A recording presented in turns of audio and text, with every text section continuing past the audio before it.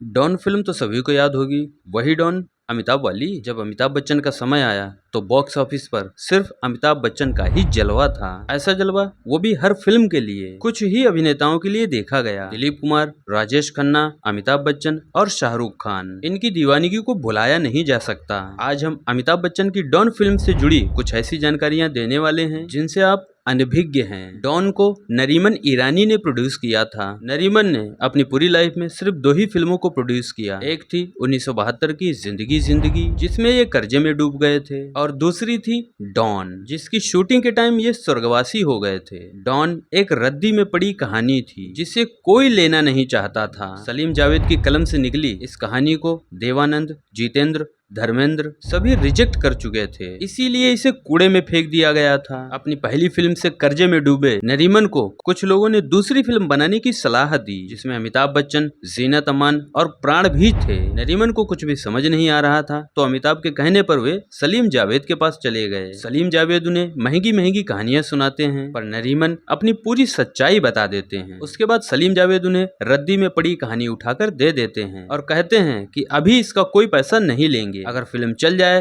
तो दे देना। नरीमन साहब कहानी लेकर अमिताभ, प्राण और जीनत अमान को जाकर सुनाते हैं। तीनों को कहानी पसंद आती है और तीनों काम करने के बदले एक भी पैसा नहीं लेते हैं। कास्टिंग पूरी होने के बाद शूटिंग शुरू हो जाती है, लेकिन एक दूसरी फिल्म की शूटिंग के दौरान नरीमन साहब बादल फटने की वजह से, बिजली कड़कने से लगे झटके की वजह से हॉस्पिटलाइज्ड हो जाते हैं। कुछ दिनों बाद वे चल बसते हैं। इस फिल्म को बनाने में नरीमन साहब ने कर्जा लिया था। उनके जाने के बाद इस फिल्म की पूरी जिम्मेदारी इसके डायरेक्टर चंद्रा बरोट पर आ जाती है। इस फिल्म की शूटिंग 1974 में शुरू होती है, पर नरीमन साहब के जाने के बाद आगे का प्रोसेस स्लो हो जाता है। पर चंद्रा बरोट बिना किसी रुकावट के काम पूरा करने में लगे हुए थे। पूरी मेहनत के साथ बरोट साहब अपना काम करते हैं। बिना प्रमोशन के 1978 में फिल्म रिलीज कर दी जाती है। शुरुआती रुझान अच्छे नहीं थे, पर एक हफ्ते बाद फिल्म ने चलना शुरू किया, फिर दौड़ने लगी और बन गई उस साल की तीसरी सबसे ज्यादा कमाई करने वाली फिल्म। 7 लाख के बजट में बनी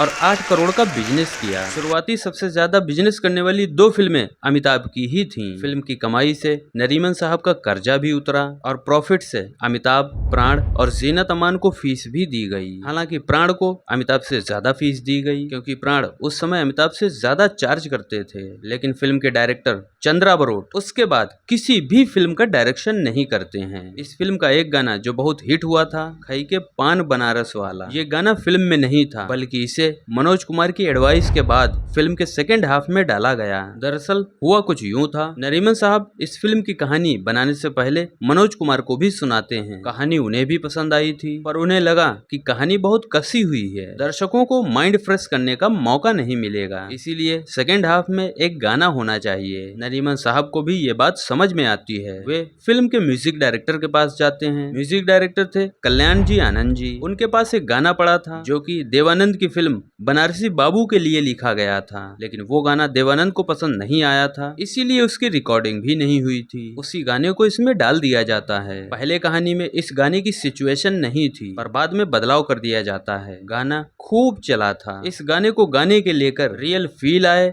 इसके लिए किशोर कुमार ने पान खाकर ये गाना रिकॉर्ड किया था। साथ ही साथ अमिताभ बच्चन ने भी पान खाकर ही इसकी शूटिंग की थी। फिल्म में प्राण लंगड़ाकर चलते हैं, पर ऐसी कहानी की मांग नहीं थी। दरअसल शूटिंग से पहले प्राण को चोट लग जाती है, जिसकी वजह से वे पूरी फिल्म में लंगड़ाकर चलते हैं। फिल्म में फरीदा जलाल का भी रोल कुछ मिनट के लिए था, पर मांग ना होने की वजह से उनका रोल काट दिया जाता है। फिल्म का नाम डॉन किसी को भी पसंद नहीं आ रहा था। उस समय मुंबई में डॉन नाम का एक अंडरवियर ब्रांड खूब पॉपुलर था। मनोज कुमार ने सलाह दी कि इसका नाम मिस्टर डॉन रख दो, पर आखिर में सभी की सहमति डॉन पर ही बनी। फिल्म में डीएसपी का किरदार पहले संजीव कुमार करना चाहते थे, पर नरीमन साहब पहले ही कास्टिंग कर चुके थे, इसीलिए संजीव कुमार को मना करना पड़ा। फिल्म इतनी चली कि थिएटर के बाहर दर्शकों की लंबी लंबी लाइनें लगती थीं। फिल्म ने अमिताभ के करियर को और ऊपर उठा दिया। डबल रोल में अमिताभ ने अलग अलग तरह के किरदार निभाए। इस फिल्म की सफलता के बाद इसके कई रीमेक भी बने, जिसमें रजनीकांत और शाहरुख खान जैसे नाम भी शामिल हैं। तो आज के वीडियो में इतना ही। उम्मीद करता हूँ वीडियो आपको पसंद आया होगा। आप फिल्मी इंडियन पर भानु को सुन रहे थे। धन्यवाद।